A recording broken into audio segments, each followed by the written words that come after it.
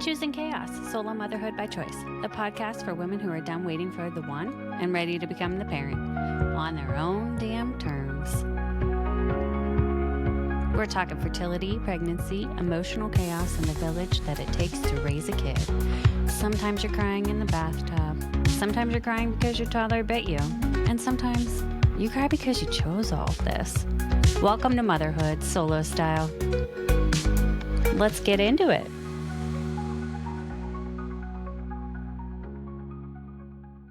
Welcome to Choosing Chaos, Solo Motherhood by Choice. I'm your host, Laura. Today, we are joined by Amanda, whose fertility journey is a story of hope and a little bit of good fortune. Amanda conceived on her very first round of intrauterine insemination, or IUI as some of us know it, something that doesn't happen very often, especially for women in their mid-30s. From there, she went on to have a healthy and joyful pregnancy, even while navigating some major life changes along the way. Through it all, Amanda stayed grounded, optimistic, and open to whatever life had brought her way. Her story is a beautiful reminder, like most stories that we hear, that even when the path looks very uncertain, sometimes everything can fall into place just as it's meant to be. Before we get into today's conversation, let's talk a little bit about fertility. For women after 35, the per-cycle success rates of IUI drop significantly compared to younger ages. One source reports that for ages 35 to 40, a success rate is about 10% per cycle. But that doesn't mean that there's not hope. And there's always IVF. When it comes to multiple cycles, the odds improve, though they depend heavily on age and other factors. For women over 35, one analysis suggests that IUI should be limited, often to 2 to 4 attempts. Now, the fertility clinic that I had went through previously had said that about 6 rounds was the number of attempts that they would do before considering switching you over to IVF. I'm not sure if that is standard for most fertility clinics, but that was just the way that they operated. The takeaway from all this and the statistics that we just reviewed is while IUI is certainly feasible after 35, the journey often requires patience, multiple rounds, and a willingness to adapt, which makes Amanda's first round success all the more remarkable. You might say that Amanda's experience defied the typical statistics for women over 35 undergoing IUI. Amanda beat the odds, and in the process reminds us that every fertility story is very personal. Every number is an average, and optimism coupled with tenacity can make a huge difference. Let's meet Amanda. Hello, listeners. I am joined by Amanda today. How are you doing, Amanda? Doing great. It's a Friday. It's a lovely weather right now, so I'm all in. Where are you joining from again? I work as a teacher at an amazing school. It's a project-based learning charter school in Wisconsin. It's kind of a mix of think old school one-room schoolhouse situation. My grades are all mixed together. I have 7th through 12th graders in my classroom, and we are located on this beautiful nature center. I kind of want to move to this nature center and be with the animals. Yeah, it's amazing. We make the kids do intentional outdoor time. They're required to be outside for 30 minutes every day. And then we usually one day a week, we take them out on some kind of eco-conscious or some kind of environmentally based experience. Sometimes it's like field trips. Sometimes we're just on the property. It's 80 acres and we're doing things. But we do intentional animal breaks. I got to go spend time out with the goats and brush them and just sit there and just be with the animals. Obviously it's amazing for the kids, but also just as an adult, you're like, oh, this is so calming. Yes. It just brings you into a sense of emotional regulation. It's great. Right. Where was this kind of school when I was growing up? And can I have this be a part of my everyday life? I feel the same way. I tell students all the time, I was so good at playing the school game. I definitely would have not been successful in this, but I've just seen, so many kids that this is exactly what they need. I was the worksheet kid. So I was like, oh, I can do enough to get a B+ or an A-, and I'll just move forward, except math. But it's amazing. It's really, really cool. I'm hoping that my daughter can be here one day and get to experience learning this way. It's just fun. It's definitely a space for kids that need more of that like self-directed opportunity Yes. to learn and grow. Yeah. And therapeutic in a way, I would say. Working Yeah. with animals can be very therapeutic. Oh yeah. Yeah, it's really beautiful. We are here to talk about your single mother by choice journey. So, can you Yeah. share with me a little bit about your journey itself and becoming a single mom by choice? What Yeah. led you to that? So I told you before, I've been listening to your podcast and it's been really rewarding. And when you first started asking folks that question, I was thinking in my brain, like, okay, when did I figure this out? And I cannot pinpoint in my brain, oh, this was the person I talked to, or like this was the thing that I read. So I should probably apologize to anyone who probably was that person that sparked that in me. I have no memory of that. But I think I always knew I wanted to be a mom. And like a lot of the ladies on here that have shared, like when I was in my early 20s, I had a very different view of what my life was going to look like. And I bought into like that, Disney princess-esque, like white picket fence. I'm going to have all these things in order because this is, somehow this is what society told me I was going to have. But Right? I probably should have known better on like in my early 20s because I did so many things just on my own. My first teaching experience was on the Navajo reservation. My student teaching experience was there too, and you had to take like a graduate level course to learn the history, some of the language, to understand the culture. And that experience was like transformational. It like took me out of all of my notions and ideas of who I was in mainstream society because I was taken out of my own culture and my own experience and Your just comfort plopped zone too. into Yeah. yeah. So it was like super eye-opening to like what is family and what does that even mean? And what does Right? that look like? And just a transformational experience for me. So I think again, looking back, I probably should have suspected I was going to be on this path, but I got really serious about it probably right after COVID. COVID teaching was really challenging, and I shifted positions from being a classroom teacher to having more of like a quasi administrative role in my district.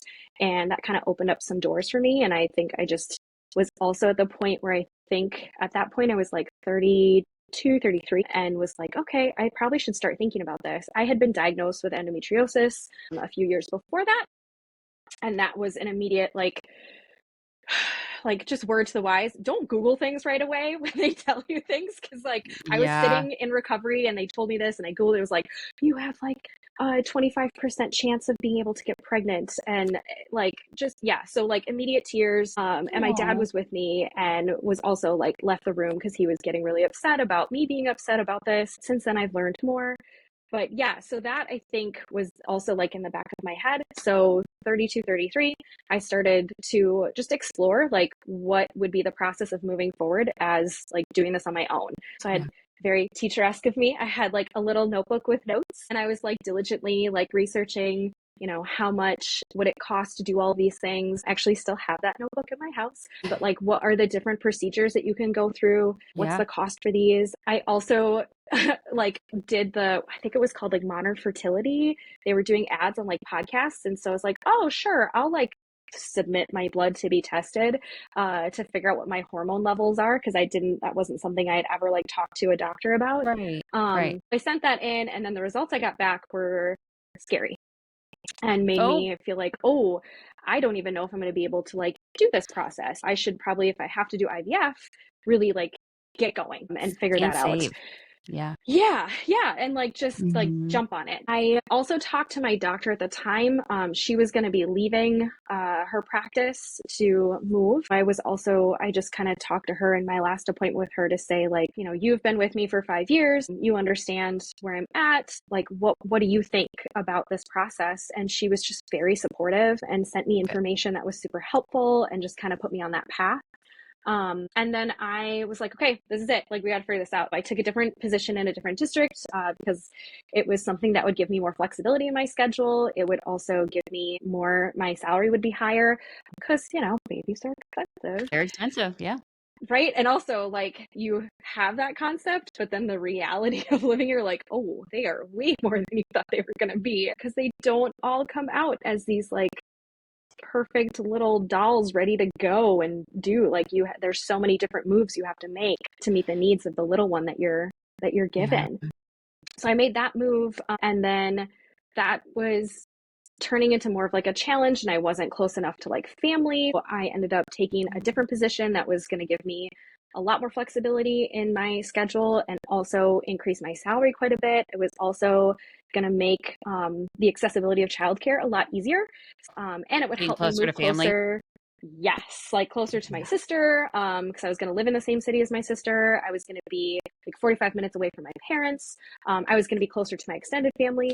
So I took that position. And then within a couple months of that position, I was like, all right, let's do this. And then I did the thing that I feel like a lot of ladies have also said. Like, I spent that summer of 2022 just being like, let's give dating one more try. So like went on, had like 2 more dates. And I think there's one that I was on a date with this guy and I was just like, nope, this is it. I'm done. I'm done doing this part. Like, let's just move forward. No, Yeah. thank you. I'm over that journey. Let's move forward with what I want to do. And then Your it turning was like point. kind of, yeah, absolutely. And then it was like rapid fire after that. And that was like August. Then September, I met with an OBGYN and told her what I wanted to do. And then she recommended a fertility clinic. So I started talking to them. And then probably October, November, they asked me to do an HSG as part of having Like, endometriosis. I also had an yeah. appendectomy like several years before Oh, that. And I didn't know until the fertility specialist, Dr. Pritz, love that woman, was like, hey, there might be some scar tissue in your fallopian tube. So we just want to make sure everything looks okay. Had no oh. idea that that could have been a complication from having your appendix removed. Went into the HSG dramatically unprepared for what that experience was going to be.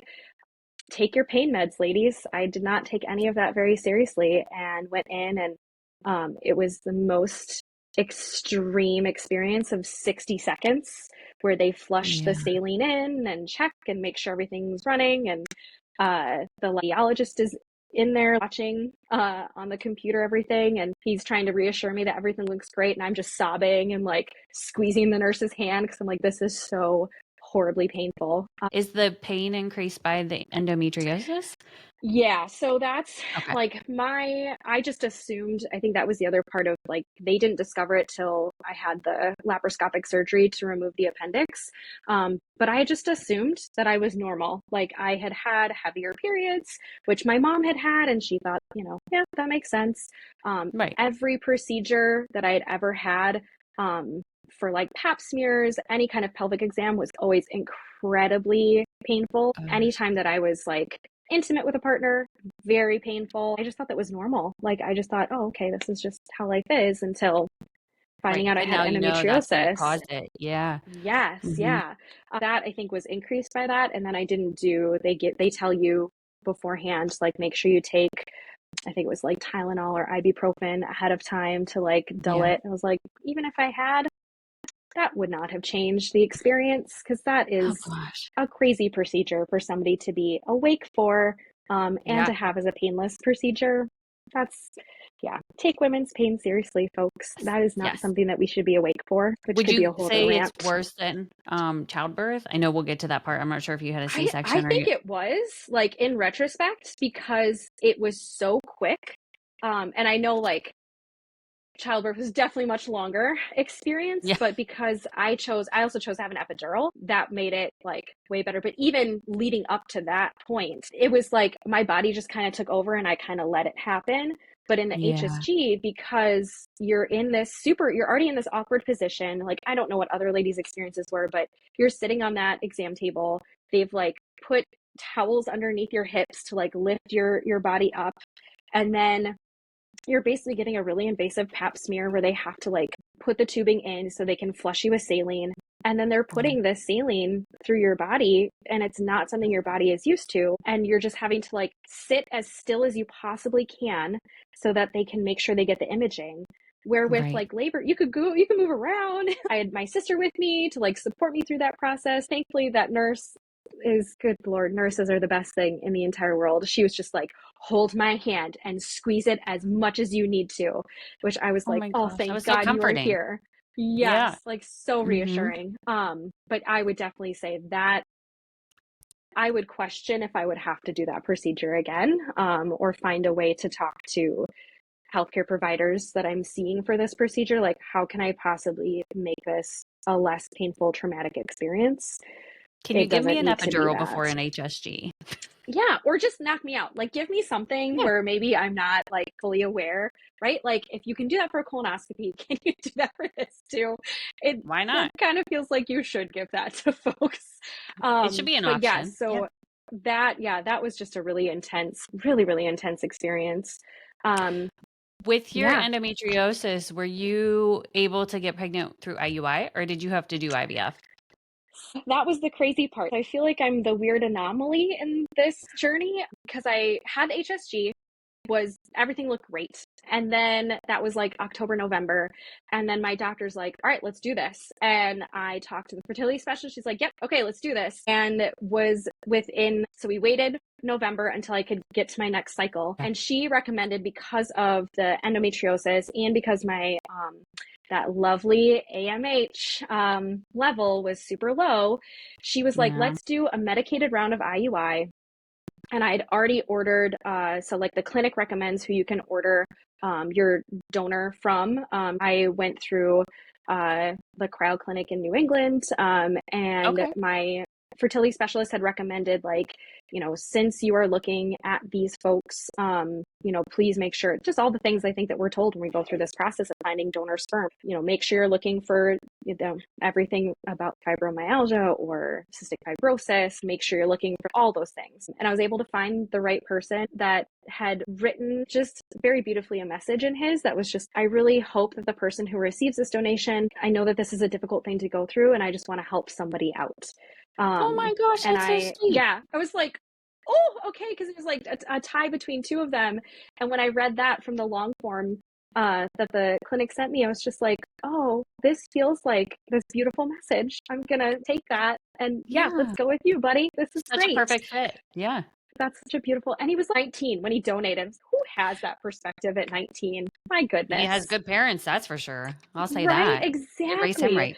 Hmm. Right? I was like, okay. So I'd already ordered everything, and it was arriving. My doctor's like, all right, let's line you up for December to try. I went on a medicated. They gave me letrozole to increase my follicles. I did my first cycle with that. Went into the clinic to do the ultrasound initially to see like how many follicles did I have, and I had three, potentially four, but the fourth one was not big enough at the time. They were like, we Yeah. think for sure there's three. This four one might turn into something else or might get reabsorbed. And I was like, okay. And then you wait for ovulation, that whole Mhm. cycle of IUI where you go in for medicated IUI, you take your medicine for 7 days, you come in for the ultrasound, they check your follicles, then you wait for ovulation. And mine did not happen on time. So I had to use Oh, Avidrel to like, yep, to stimulate and start my ovulation, which was the first time I'd ever have to use a needle. And I had been so averse to needles oh, growing up. So I was like in the bathroom, just like psyching myself up. I was like, okay, I'm going to do this. I'm going to do this. I And got it's just a this. teeny, right? It's just that little tiny butterfly needle. Yeah, but it And still you just, pinches. yeah, and like, and you have to like get yourself into the like, okay, I'm gonna do this, I'm gonna do this. So I did it, and it ended up like you couldn't even feel it because it was just those little tiny butterfly, super thin needles. And then the next day, that was all over the weekend. And then the next day, they brought me in to do the procedure because you have to do it. I think it was like within 36 hours, so maybe it was like Tuesday.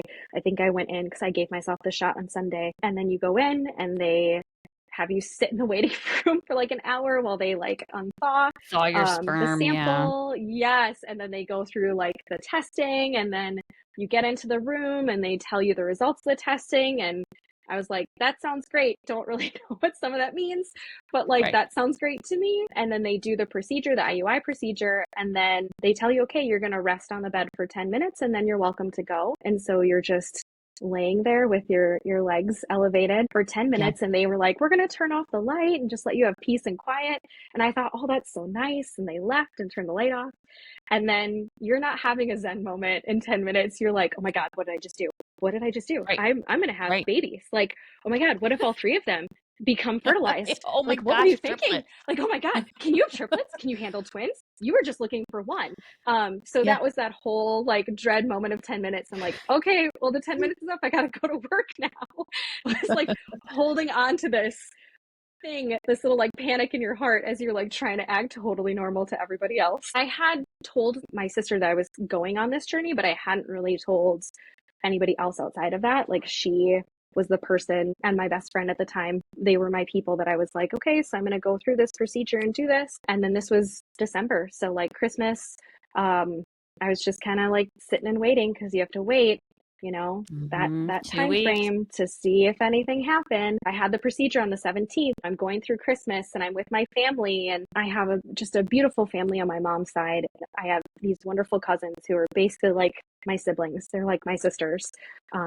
And I was like super excited. I told, like, once kind of all of our aunts and uncles left, I told all of them that I had done this, and they were like super excited for me. And That's so sweet. I had shared with some of my aunts that I was going to do this. And then, you go through New Year's, and I think that first week, that's when you're supposed to take the test. And I think I was like 4 days away from the date that you could start testing. I was like, I'm going to try. I'm just going to see. Like, I was just too Yeah. excited and too anxious. It was negative. And I was like, oh, okay, that makes sense. Like, I wasn't expecting it to happen on the first time. Yeah. But then, the actual date, so like, 2 weeks is up. It's like, all right, let's take one again just to check.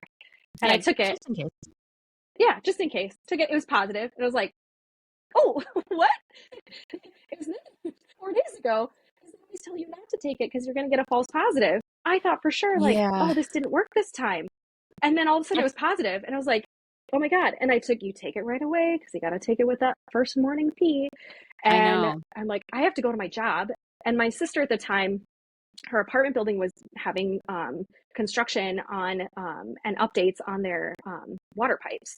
And so she had to come to my apartment and shower at my place, and she works from home. So she's like, hey, I'm just going to stop by and like do that, and then I'm going to leave. And I didn't think anything of it. I had put it in a Ziploc bag, like the little the little Your stick. stick. I just Yeah. stuck it in there. Didn't think about it because I was in a rush to leave, and I left it on the dining room table. And she like came in, did her thing, left, and then later that day, we like got together to have dinner or whatever. And I was like, oh my God, I left this out on the table. But she didn't say anything. She had no idea it was there. Like she just had not even said it. And then I got to like share with her that it was positive Oh, and just have this like really beautiful moment with her of like, oh my God, I'm pregnant. Like I'm gonna probably be a mom. Like that's super yeah. exciting. Like, So it is was there one in great. there? 2, 3? That was my other, yeah. Then when you call, you call, and I like told, because you always hear like you're supposed to get your blood test right away or whatever. I called my Yeah. OB, and she was like, oh yeah, we'll see you at your 8 week, whatever, so we'll see you at the end of Whoa. January. And I Yeah. was like, oh, I thought you were supposed to take my blood too. And they were like, no, we'll just do an ultrasound. Like, we trust that your test is positive because you've been through Oh, this. And I was like, okay, that's a lot of faith to have in my reproductive system. Um, and a stick. I remember there was a moment I was shopping. I was at Target, and I was like just passing through the baby section, and then immediately looked at like the price tags, and I was like, what are you thinking? There's no way you can afford to have twins. Like, you were just planning on one. What if you have twins? What if you have triplets? How are you gonna? And so like just mini like panic moment in the middle of Target, being like, oh my God, what did you do? Mhm. But then just trying to get myself, like, you have to get to the appointment. You have to get to the appointment and figure it out, and like, you will figure it out. It's going to be okay. I got to the ultrasound, and you see like this little, it looks like It's like a it looked to gummy me bear. like a little, yeah, it looked like a little tiny turtle. Like, and I Yeah. was like, Yeah. oh, it's actually there. Like, that's so cool. And yeah, so that was my moment of like, oh my God, it worked. I'm the outlier. It worked first try. Medicated IUI resulted in With one pregnancy. endometriosis too. Yes, yeah. I was like, oh my God, I can't believe that this like worked the first time. Yeah, and That's then exciting. it was just amazing. But then the practical part of my brain, like I was reflecting on this too earlier this week.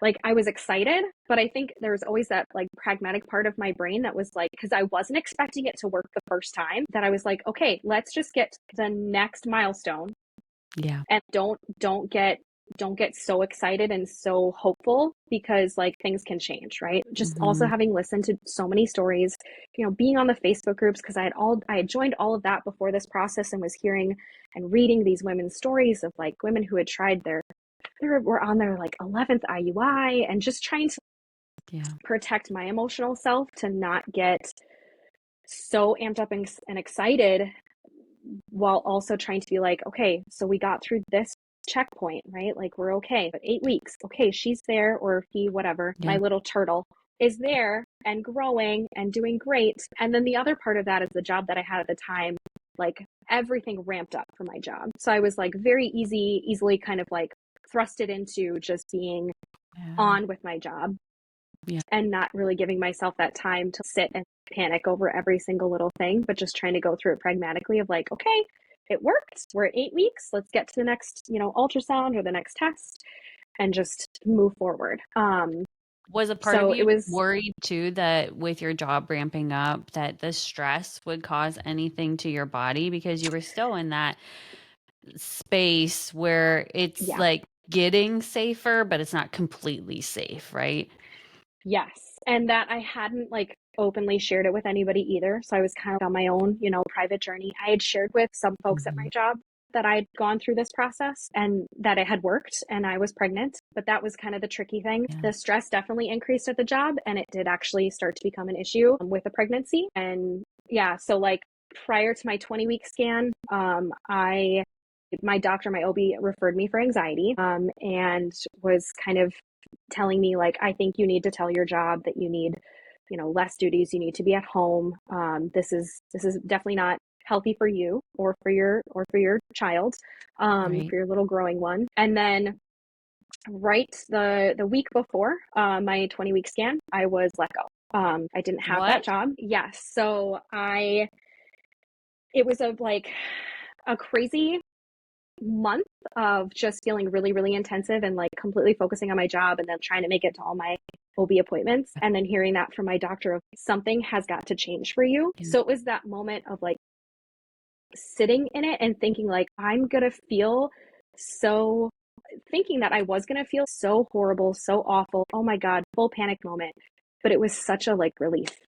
Yeah. The next emotion that I had was just, oh, thank God. I don't have to go back here tomorrow and deal with all of these things.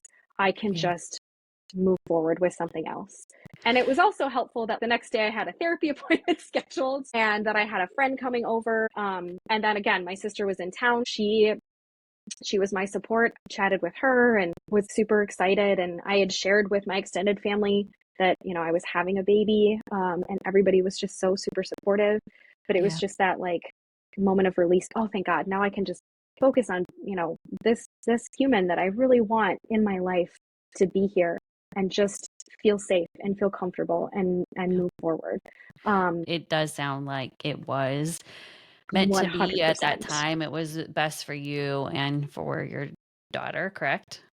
Yeah, and I didn't know it was a girl. I specifically, when I got to the 20-week scan, said I don't want to know. I don't really care. Oh, Like I yeah. just it's a human and I just want it to be happy and healthy. I don't care Yeah. what it is. I also have had a unique experience working with a lot of kids that belong to the LGBTQ community, Mhm. and being an ally to my sister who's also a part of that community.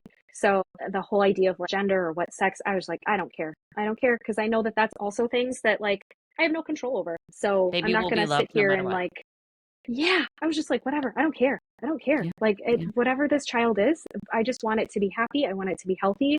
And I want to make sure that I'm doing what I can to like bring it into this beautiful world, feeling supported and Yeah. prepared. And like I think in your guest from this past week mentions like you want them to do better than you. That was all Yeah. I was thinking in my head at the time. So I remember they told me they had like a student doctor who was also going to do the scan, and they were like, "Oh, look away because we're going to go, to check out like to make sure all Part their anatomy on the bottom part." And I was like, "I don't even know what I'd be looking at." It's like you guys are the experts, so I can look away, but I don't. I have no idea what I'm even looking at until you tell me. Oh, that's a butt cheek. Oh, that's a leg. Oh, that's yeah. the foot. Like I wouldn't have known. My background's Yeah. not in medicine. I have no clue. I mean, I know now what a boy part would Yeah. look like because they've shown me several times in ultrasounds because I had quite a few ultrasounds because I was higher risk. So I would know if I were to get pregnant again what to expect, but Yeah. I don't. Is it, yeah, sometimes you're like, I have no idea what body part that is right now. Like, is that their Yeah. hand or their foot? I don't know. Yeah. Where are Right. they Oh, that's positioned? their arm? Yeah. That's cool. I didn't know that that was what your heart looks like. Like, that's Right, great. right. Is my child up or down? I can't tell in this picture. Oh yeah. Well, and then for that 20 week scan too, like I had to, it wasn't just that simple, like you lay back. They had to put me on my side because she was moving around and she was being challenging during that scan. And at one point they were like, we might need to reschedule. But she's like, okay, we're gonna give you some juice and have you lay on this side. And then maybe that'll help her because I didn't want to know. Maybe baby will move around a little bit and we'll be able to figure it out. It's like, okay, I don't know. Like, you guys are the experts. I don't tell me what I need to do to figure it out. See, they had to do similar for me because my son was just like this. Like he didn't want to move Yes. during my 20 week. And so they're like, here's juice and go walk around. They ended up having Yeah. to have me come back because they couldn't Oh get man. everything because he was just like, nah, I'm good. Right? And these are the things that like you don't know going in because you're just like, dee, dee, dee, I'm gonna get my scan Yeah. today and everything's gonna be great. And you're like, wait, what? You have to take a break? Like, Yeah. oh, you need to like, pat her around a little bit and shift her so that you can see other parts. Like again, things you don't know Mm. until you know, until it happens.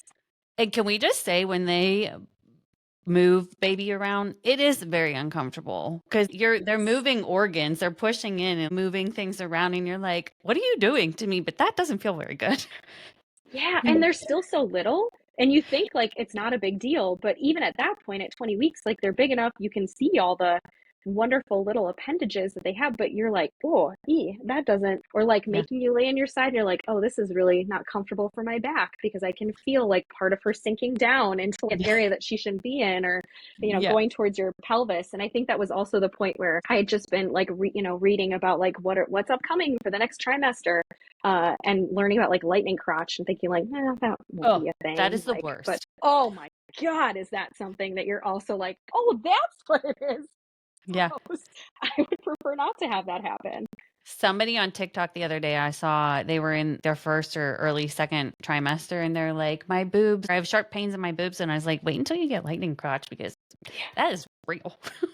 Yes, and I mean, it's lightning. It's the appropriately named term because I'm like, wow, and it's fast, and you're like, oh, that's what Yeah. that was. What is happening? And you're so uncomfortable because you're so late in your third trimester anyway. I can't like move. I can't lay down correctly. And then, yeah, all of a sudden you're just like, what did I do? Oh, nope, that's what that is. Okay. Just Right. another Yeah. thing that you got to go through. Right. So, how was the rest of your pregnancy after your anatomy scan? I kind of gave myself the week after I lost that position. Yeah. Because like I said, I had taken that job. It was, my way to have accessible childcare. It was my way to, pay for things to be on my own. And I just had a really pragmatic conversation with my sister about and she's my little sister. She is also my source of wisdom that I go to. And it was Oh, kind of that practical conversation of like, this is not sustainable. And I'm someone who had always worked. So also, after that week, it was a like, what are you doing? You have worked since you have been eligible to work. What are you going to do? And thankfully, financially, I was kind of in an okay spot where it wasn't necessarily that I needed to have something to do. I didn't need the income at the moment. Having come from poverty, that kind of is in the back of your brain always is like, nope, you got to work. Like you've got to earn a paycheck. You've got to stash stuff yeah. away. And so it also ended up being a great way for me to open up to the idea of like, what is it like to be a pregnant human who's trying to find jobs? Because Yeah. What that is was a that whole like? different space that I had not experienced, and And I'm sure had heard most about. women haven't too, because you always hear it's harder to get a job when you're pregnant because they're going to hire you just for you to leave for a few months. Yeah. Well, and you don't, and you're in that weird imbalance of like, do I tell them right away Yeah. that I am? Do I not say anything? And then if I get hired, how do I bring it up? And I had started applying anyway because I knew that this job that I had was not going to be it for me. Having that conversation with OBGYN really opened up my eyes to like, yeah, this is not healthy work for me. And I don't want to bring my daughter up into this. I should be looking elsewhere. I had been kind of looking and had applied, and the job that I had at the time was like education adjacent, but I Yeah. had really fully stepped away from the classroom. So I was like, you know what, let's think about going back to being in the classroom setting. I started applying to other positions, and there was a position that was offered that was going to be kind of like great. It would have allowed me to like stay in the city I was living in, and be on my own. The requirement, like when the job was going to really need the most attention and for me to be present, was September. And that's when Lizzie was due. I was Aw. like, oh, I don't want to put this. And they were a smaller business. And I'm like, I really don't want to put you guys in this position. Right. They offered Yeah. me the position and I felt terrible emailing back and just being like, I'm so sorry. Here's my situation. And, I would love to take this, but I also don't want to put you guys in a position where you're going to have somebody that is essential for this role missing for that period of time. Right. And he emailed back and was like super understanding. So much so that he was sharing about the reasons why he had returned to Madison. I live in Wisconsin, and Madison was where I was living at the time. And it was for his own family. And then he also was just like, I would love to hire you, though, at some point. Like, once, I would love if we have a position like this open or if we have another position, I'd love to consider you again. And I was like, that is so sweet. That's awesome. That is so sweet. And then I just was applying to different things within like public schools because that had been my whole experience. So I ended up working as a paraprofessional, which is like being a special education aide, which is a job that I had never been in before, but I had worked with so many. But I was someone who is like deeply overqualified for that position, but it was the best job I've ever had. I worked at this great elementary with staff that were so open and accepting of where I was and like brought me in as like this beautiful teammate. I got to work with some of the coolest kids ever, just the sweetest humans. And it was a lovely way to be at peace with the choices that I had made.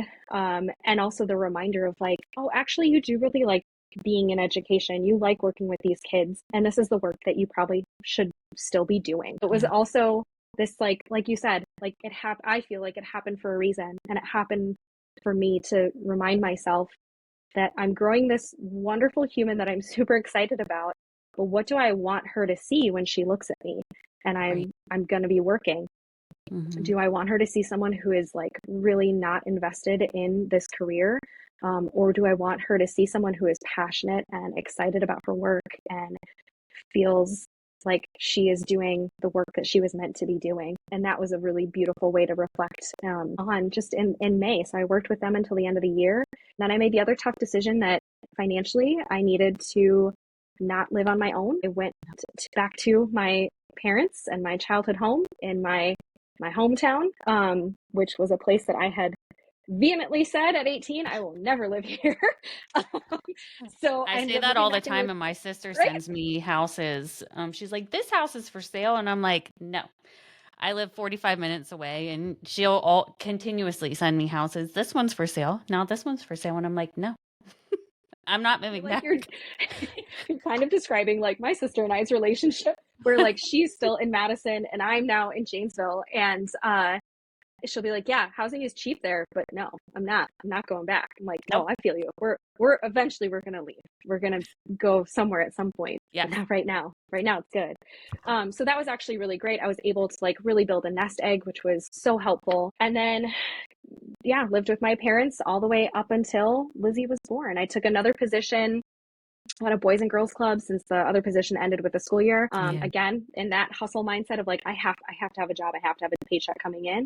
And that was a beautiful job. I got to work with kids again and with these wonderful humans who were doing amazing things with kids. And then, the first week of school, we run an after school program. And the first week of school, the first day of school was a Friday. And Lizzie was supposed to be born on the 13th of September. And that morning, I, at like 5 a.m., woke up with like a little cramping and I was like, this is interesting. And it wasn't, What's this consistent. So I was feeling? like, oh, it's like Braxton Hicks, probably, Oh, it's I probably didn't nothing. experience that. I was like, it's okay. So I called the clinic and I was just like, hey, I'm having this like really weird cramping that I've not experienced before. I'm just wondering if it's Braxton Hicks. Um, and they were like, no, just monitor yourself. Like, Yeah. just, track it, just keep track. Um, Oh, and I forgot to mention, so the week before, or 3 days before this, I was doing the non-stress test that you do at the end of the pregnancy, especially I think when you're advanced maternal age, they bring you in like every other week just to do that monitoring, and they strap on your little belt and you get to sit with like water and watch the little beeps and like the heart Yeah. monitor. Yeah. And they had In that one, I think I was at 38 weeks and they saw that I had a deceleration Oh, with Lizzie. And so I love my OBGYN will be she'll always hold a place in my heart forever and ever because she was so great and calm about the whole thing.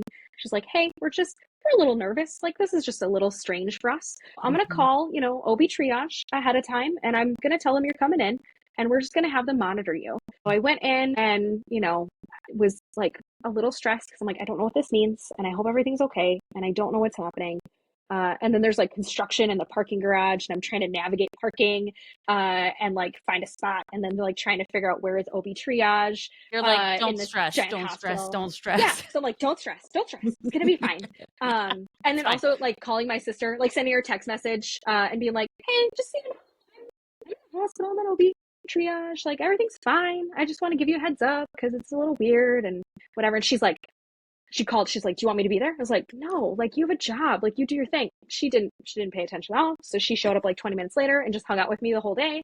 But they That's a monitored good me sister. and then, yeah, right. I was like, girl, you're showing up for me. I love you. But yeah, so they monitored me and then Lizzie was fine. I had elevated blood pressure. They were like, we would discharge you, but your blood pressure is a little elevated. We just want to watch you and monitor you. And the OB on call that day was super sweet. She was a colleague of my OB and she was just like, we're just going to keep watching you and just make sure everything's fine. And she was so great too. After a couple hours, I was fine. They're like, okay, you can go home. We're not worried about you. The OB on call jokingly was like, but hey, if you need anything this weekend, I'm on call this weekend. Just let me know. Don't worry. Little did she know that You'd be Friday, back. she that was actually her comment to me when she walked into labor and delivery. And so yeah, I just spent Friday being like, oh, this is weird. Like these are really intense cramps and like tracking them, and they were just completely irregular.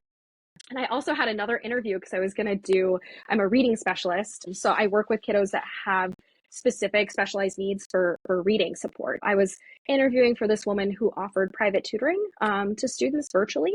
I was doing an interview with her and it was like Zoom, just like this, because they're up north in Wisconsin. And I remember having to like mute my button as I was like having a really intense contraction and then also just and not knowing it was and just be like, oh God, this is so painful. But I'm like trying to focus on what she just asked me and trying to think like, okay, what is my answer going to be? What is she asking me?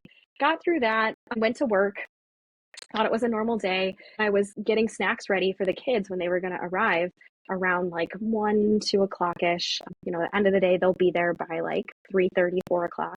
I'm just prepping snacks with one of my staff and having to like breathe and like not talk. And he was just like, this seems pretty intense. Like, are you okay? And I was like, just keep talking.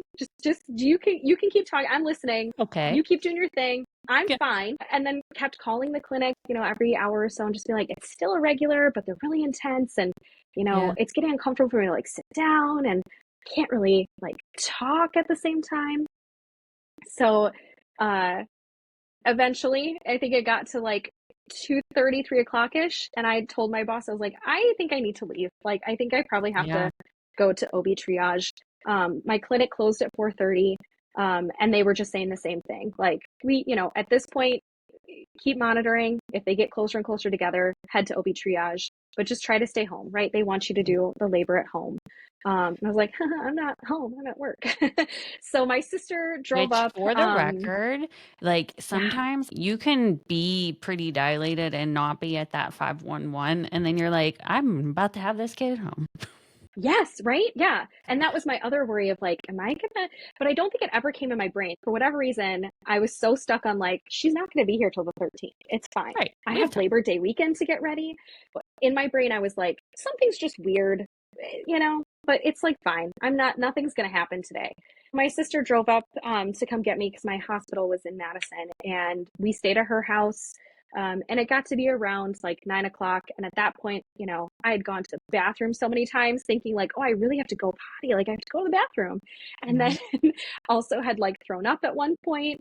And my sister, Oh, the like nine pain. o'clock, Yeah. she's like, I think it's time for us to go. I'm like, okay. Because then that's the wild thing that they don't, like you can hear so many stories about labor and you can take the classes, but like just the wild nature of your body taking over for you was Mhm. like I don't even know how to describe what that experience is. I understand when moms try to explain this who've had um, the contractions that have been through that labor process, like trying to explain that to you, there's just this incredible biological takeover that happens in your body, and you are a being living in this vessel that is Yeah. preparing itself for this big giant event, and you're like, I am just here along the ride, and I'm here for the next minute, and then the next minute, and the next minute. Mhm. We end up getting admitted, and then I had to wait because I wasn't fully dilated, and my water hadn't broken, I hadn't lost my mucus plug, but within like an hour of being in triage, both of that happened. And then they sent me upstairs, and I kept asking, like, when can I get my epidural? Like, this is really uncomfortable. Can I Yeah. get it? And they finally gave it to me, and they were like, okay, now you're going to rest for like an hour. Like, we'll keep checking on you, but we're going to try to give you, a little bit of rest. And for whatever reason, the gravity piece of having an epidural, it would like be okay on one side and then be super painful on the other. Mhm. And then finally they were able to like get me in a position where it was like, okay, I'm good now. And then it was 10 minutes later and they're like, all right, it's time. Like, we're ready. They You're like, checked and I wow, was I like, rested. 2 a.m. Are you sure I can't still just get some sleep? And my sister had fallen asleep on the couch because they had this beautiful, amazing labor and delivery room. And then that doctor from Wednesday, Dr. Yusa, came in and she was like, I was just joking. You didn't have to come back. And I was like, well, I didn't really have the choice. Yeah. I'm pretty sure this is the kid's decision. Like, We're she's ready ready. to go. Yeah. And then I had, again, it was incredible. So I was in labor, active labor for a very short period of time. I had 24 hours of the whole process. Lizzie was born at 3. I did 50 minutes of pushing, and she was born at like 3 a.m. And yeah, I was so thankful. Oh, I'm going to get emotional. I was so thankful my sister was there. She took video of it, like not the birth part, but just the immediate after of her coming out and then them putting her on my chest. And just this like moment of just, I don't even know how to describe it. It was just like, oh my God, like my whole pregnancy, I think I had just lived in that moment of like, okay, we got to this next checkpoint. Let's go to the next. Like, okay, everything looks great. Let's go to the next. Everything looks great. Let's go to the next. And I think my brain was just on that, like that deadline, right? Like the 13th is when she's going to arrive, and I've got some time to do things. But it was that moment. And I feel like it is just like a mantra or motto of motherhood of like, nope, she showed up September 2nd, 3 a.m., not on time, super early. And I've just been trying to catch up ever since, right? Like that's what Yeah. this whole journey has felt like since.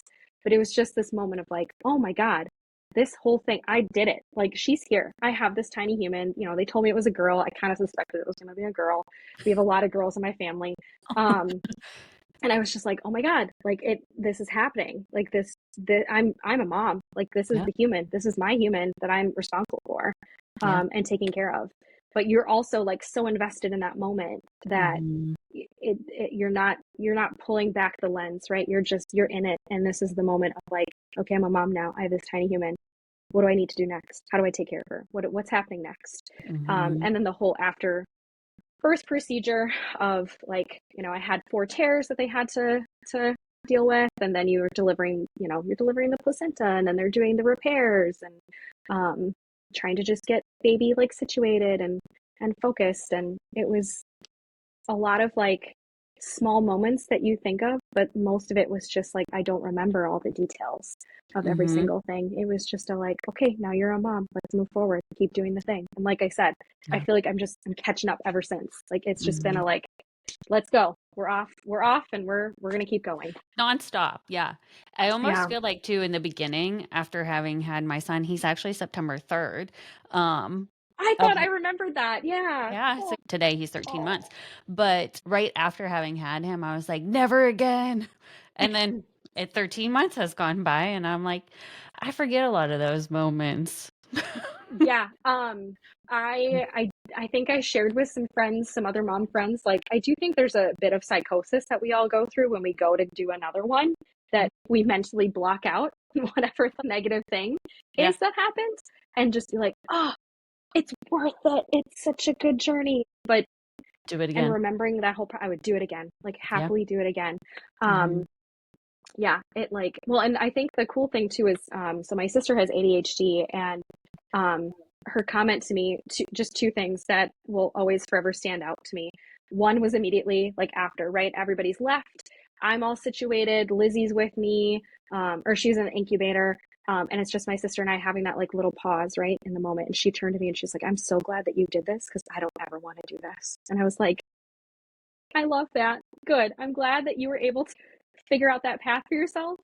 Just super Yeah. funny moment of, I'm glad you did this. I'm not doing it ever. I'm like, oh, I'm glad I provided you that opportunity.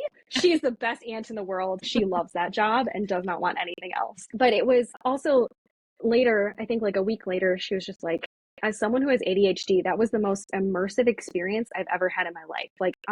She's like, I didn't have intrusive thoughts. I was fixated on what was happening, but I wasn't thinking about the 15 other things that I have to do. My brain was quiet. I was just in this moment with you, having this moment, which I was like, this is so great. I think part of her decision of definitely being on the I'm not going to do this was they offered me the chance to cut the cord, and I was like, nah, do you want to do it? And she's like, cool. She got to cut the cord for Lizzie. And I think that was the other moment of like, yep, not for me. I was like, that's fine. You don't have to do this. I'm happy to be the person that does the journey for both of us. I'm okay Yeah. with that. And the other piece of like motherhood that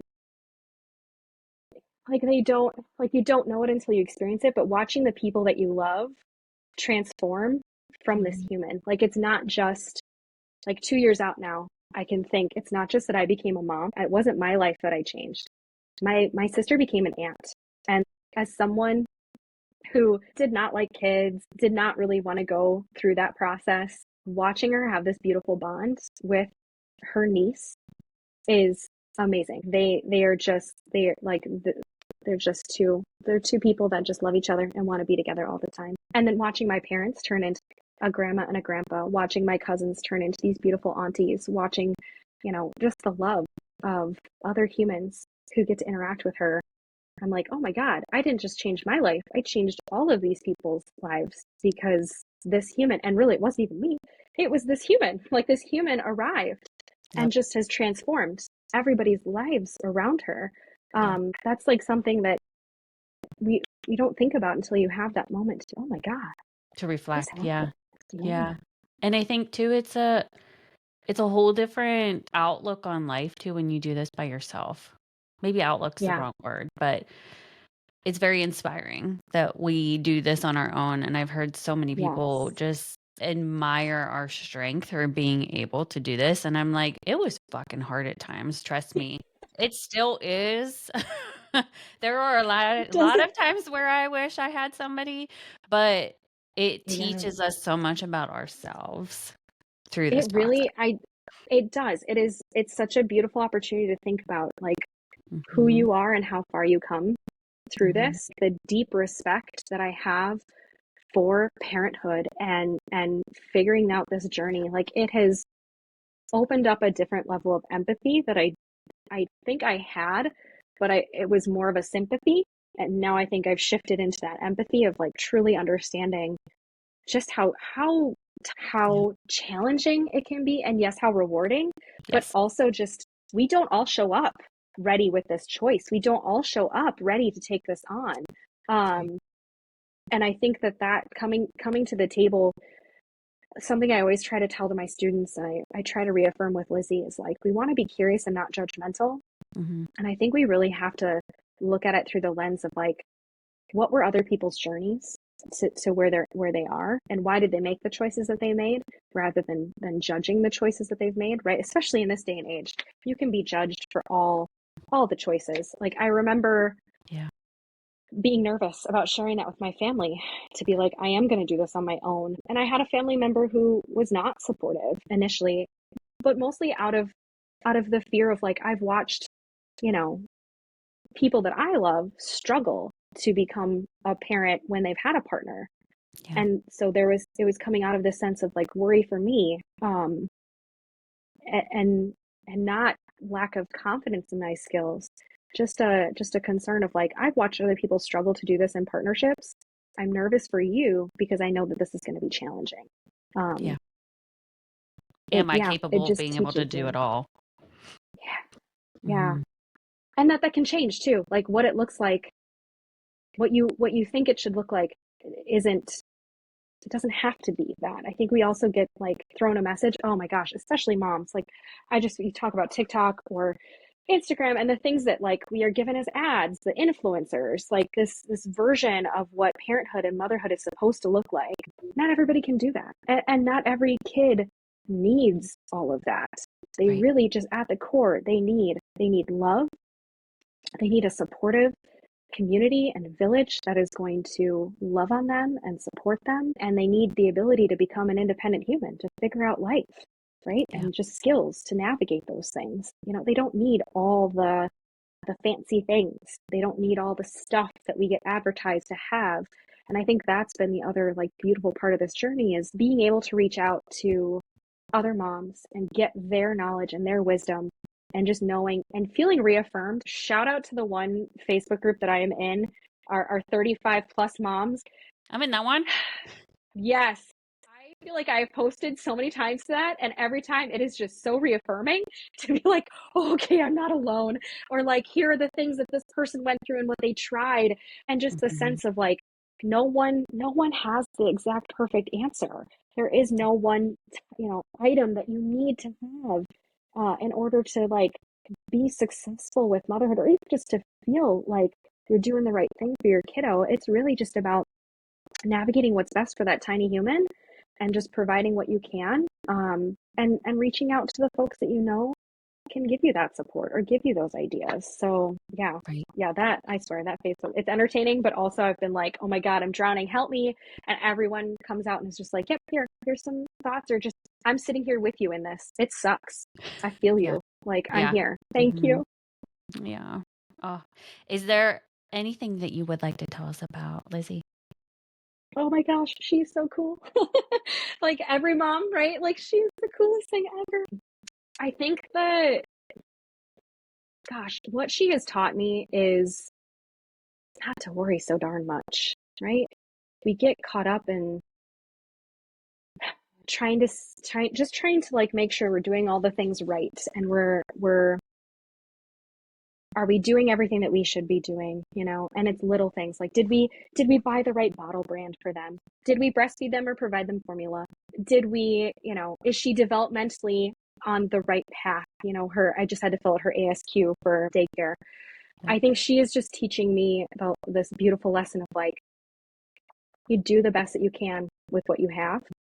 And it's really so simple because Mm-hmm. it's just love and support. And I think the other part of what she's teaching me too is just like, things will work out, which I know is not the story for everybody, because Yeah. I know there's a lot of folks in our community that this they have to navigate a different path, right? Like, again, I'm an outlier that it all worked first time on everything, but everybody's story is different, and you're just navigating what you can, and you will figure things out as you go along, Mm-hmm. because every day is different. Like, even just being, she just turned 2 last month. Even just the journey of being at 2, it's still different. What was it somebody said? Every stage has its challenge.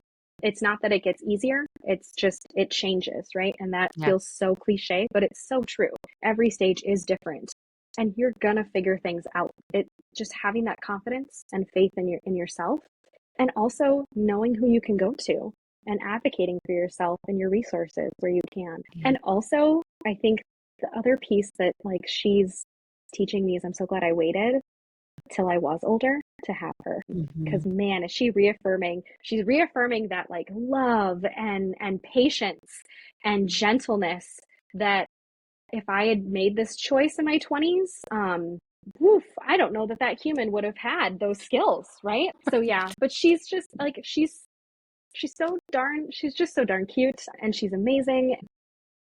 It's just the little moments that you get to have with them. The last week, she's been telling me what her morning routine is, what her nighttime routine is. She goes to sleep, wake up, hug mama, and I'm like, man, the simplicity of just that Hug that mama. perspective, right? Yeah. It's like so beautiful. I'm like, okay, I'm not crying. Like, that's so sweet. But it's just those little moments of like the simplicity of just being present in the moment with her, right? She Yeah. is just figuring out and exploring this world.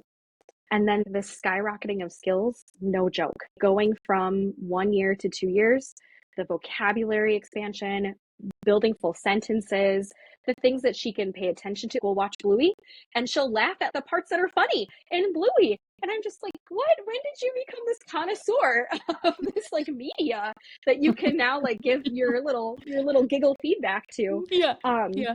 but yeah, just watching that transformation, and especially having the experience of seeing it on like the adolescent scale for so long, getting to see where some of that starts to build in her right now. Like the other day, she was sitting at the table, we were having dinner, and she just, what did she say? She like turned around in her chair to look at me, and she said something. I can't remember what it was, but I was like, oh, we have a personality now. Oh, that's really cute. Like, that's really sweet. I love that you have that. I think it was something really sassy. Like, no, mama. And I was just like, oh, we have a personality. That's so cute. Like, when did that happen? That's adorable. Um, It's adorable yeah, now. yeah, right. I think hopefully the experience of being with teenagers, she's got some good aunts that she can go to when she's fed up with me There you and go. doesn't Yeah. want mom's opinion. She can go to Aunt Lindsay, or she can go to Aunt Tiffy, or Right. any of our amazing cousins. She can ask them. I'm like, great, you're on deck for that. Just so you know, she's gonna come and talk to you because she's gonna get annoyed and irritated with me, and she's gonna get good advice from those amazing ladies too. Yeah. As we wrap, Amanda, is there anybody that you would like to give a shout out to? Oh, I'm gonna get emotional. I think my sister has been such an amazing support. Oh yeah, I'm gonna cry. Hey, Man, we're she's gonna criers get here. mad at me when It's okay. she's gonna get mad when I show her, or when I share this podcast with her. But she's my little sister, but we have always just been partners, I think, in life. And there's definitely a time period that you go through with your siblings where you do not like each other at all. Mhm. Probably not all, but most of us go through that. And to be in a position where I now have this beautiful human who I get to raise and be with, and then to also have this amazing partner who has like supported me and been with me this whole time, and knowing that like she knew for sure. We're always kind of like hedging, like, I don't think I'm going to be a mom, I don't know if I want to go through this experience. But like I said, to just see her life transformed. She doesn't like kids, and so seeing her interact even when Lizzie was super little, seeing her when she was having gas pains, and like holding her in that cute little position and just trying to like soothe her and calm her, to now where like anytime we show up to an event, she's like, all right buddy, like let's go, and they just like run off together, go be little little hoodlums in shenanigans and all that stuff.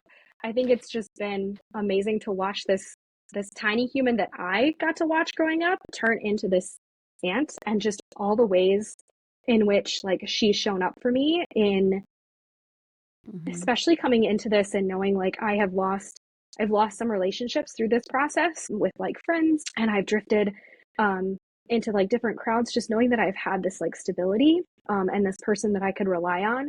Like, never when I was 16 did I think that she would be in a labor and delivery room with me watching this child being born. I think I would have been like, I don't think so. I don't think that's going Right. to happen. Yeah. But knowing that like she has been with me since day one, has been in my biggest supporter in this journey, both during that process, and then now that Lizzie is here, she is like 100% aunt. I'm going to do these things with her. We're going to, she's going to have this really beautiful life. And knowing that like I'm on a journey of trying to make her life better than mine, and knowing my sister is supporting that, has been incredible. And I'm just so beyond grateful that I got to have this human in my life to be my partner in crime, and also to support me in the journey of wanting to be a mom. I think is really beautiful, and that she's also supportive of me. So my next journey, inspired by Lizzie actually, and by our community, is that I'm in the process of trying to become a surrogate, because I know, yeah, that like We're gonna have to have you I was back for super that. lucky. Right? Yeah. So I'm in the initial stages of that. So I could potentially be matched in a couple of months. But I think just knowing like my journey was so unlikely and so unexpectedly successful, I just want to find a way to like give Share back that. to someone who isn't able to have just that exact success. Like, what can I do to Yeah. support another family to build their dream so that they can have what I have, knowing that they're in a position where like they won't get to share that experience that I got to have. How can I help support someone else? And it didn't help that the agency, when I initially contacted them, were like, well, actually, we also have another single mom who's like going on to this path and she needs a surrogate. And I was like, all right, okay, I'm sold now. Like, I want to match with her. Yeah. Clearly, Pick I'm me. like, I understand her journey, right? Yeah. I'm happy to be that volunteer, but just wanting to provide that for another family, like whatever that family That's might look like. incredibly selfless. Yeah. So I want to provide that because I think that that's I if I were in a position where I wasn't able to do this, that would be the journey that I'm on, and I don't know that I would have been able to like do that journey because I don't know if I Yeah. could have afforded it or if I would have had access to somebody that would be willing to carry. So yeah, whatever I can do to just support another family in this journey, right? Like, we are unique. Yeah. We are this beautiful community of people who've chosen this, but there's so many Mhm. other families that look completely different from ours that don't get to have this choice either, because maybe neither Yeah. person can carry, or maybe it is another person on their own just deciding I'm gonna be a parent and this is what I'm gonna do. But I need to I need some support. I need some help with some of that. So yeah. Amanda, you are truly inspirational. Oh, thank you. Yeah. Well, I We're would say gonna the have to same have you about you back to too. have this conversation. So Yeah. Oh, yeah. I'd be happy to. But I would just also say, like, you are too. Thank you so much for sharing your story, Thank you. and your journey, and inviting all of these women into these conversations because, like I said, I wish that in my 20s I would have had this accessible to me, like just this dialogue, this community, knowing that this was out there. I think Yeah. would have made me feel a lot more confident. And even now, like sitting in this moment, being 38 and being a mom to a 2-year old, it is so reaffirming, to just hear all these stories and to know that Mhm. like some of us are all in this stage and we're going through these early stages, and some of us are much later in our journeys, and some of us are just getting started. Yeah. So I'm grateful for you to bring these voices to the table and share these stories because I think it's just so important. Like, we need these windows into each other's lives, but we also need these mirrors to be able Yeah. to see, like, oh, I'm not the only one going through this. My kid is not the only one randomly closing doors for no reason. There's all these toddlers in the world that are doing this. Okay, great. It's not just mine doing that. Right. Wonderful. Well, that means so much to me, and it has been a true blessing to hear everybody's stories, to share everybody's stories. They have certainly touched my heart, each and every one of them, and I understand too, um, that, as you said, it's very difficult for some people, and that has left like a huge impact on me, I guess you would say, that I Yeah. wish that I could do more. I'm older now, so Yeah. unfortunately, I'm not able to be a surrogate or donate my eggs or embryos, but it does really mean so much to me. And I hope that we can continue to inspire each other and support one another and be there through the ups and the downs, because it's not an easy journey for any of us. And we need this little village to share our stories and Yeah. lean in on one another. Oh, Yeah. yes. That's perfect. That's it. That's exactly it. Amanda, this has been truly inspirational. Thank you so much. And I look forward to having you back to talk about your surrogacy journey. Yeah. Thank you so much, Laura. I'm so glad I got to Yeah. be here today. Thank you. Bye. Bye. Amanda, thank you so much for sharing your incredible journey with all of us and reminding the listeners what it means to lead with courage, heart, and generosity. Your story is a testament not just to perseverance, but to purpose.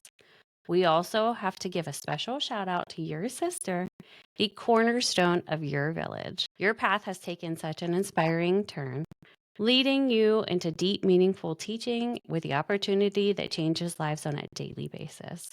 Honestly, hearing about the work that you do and the amazing animals that you get to spend time with on a day-to-day basis makes me want to tag along with you for the day. And now, as you step into this next chapter, beginning your surrogacy journey, it's impossible not to be moved by the selflessness and the love that defines who you are. You have touched the lives of children through your work, and now you're opening your heart even wider to help another family experience the joy of becoming a parent. Amanda, you truly embody what it means to live with intention, compassion, and grace. And maybe, just maybe, a little bit of beautiful chaos that keeps life very interesting. If you love this episode and Amanda's story, we'd love for you to join our community. Follow us on Instagram and TikTok, and consider supporting us on Patreon to stay connected to be part of the conversation. Until next time, thank you for listening, and here's to embracing all the chaos and the love and the purpose that life brings your way.